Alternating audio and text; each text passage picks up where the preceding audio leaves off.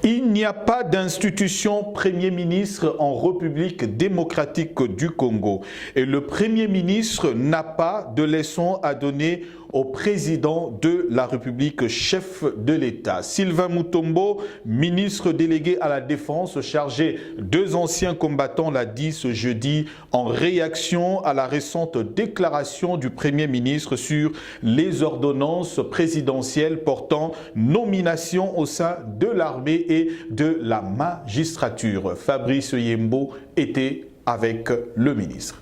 Pour Sylvain Mutombo, même si la Constitution fait du Premier ministre coordonnateur des activités gouvernementales et chef du gouvernement, le président de la République reste le véritable chef de l'exécutif dans le système constitutionnel congolais. Et avec ces trois dimensions du chef de l'État, commandant suprême des armées et de la police et magistrat suprême, le président de la République n'a pas de leçon à recevoir de quiconque. Vous savez bien que c'est une constitution que nous venons de nous mettre dans cette moule constitutionnelle qui était taillée à la mesure du président Kabila hier, croyant se maintenir au pouvoir plus longtemps possible. Et c'est Félix Tshisekedi Tshilombo qui porte le même, la même veste constitutionnelle que portait monsieur le président Kabila durant près de 18 ans.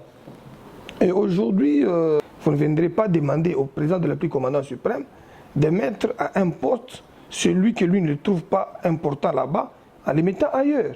Et le ministre délégué à la Défense en charge des anciens combattants de fixer l'opinion sur la place de l'institution président de la République. Que le Premier ministre n'est pas une institution. Il n'y a pas une institution appelée Premier ministre dans notre pays. Donc, il ne faudra pas confondre celui qui est désigné, qui est nommé, et celui qui a eu l'assentiment de toute la population congolaise au suffrage direct, élu comme président de la République, à qui tous les Congolais ont donné leur destinée, leur confiance pendant les 5 ans ici. Sylvain Mutombo rassure que Félix Tshisekedi, en bon démocrate et artisan de l'état de droit, ne violera pas la Constitution comme l'ont fait les régimes précédents.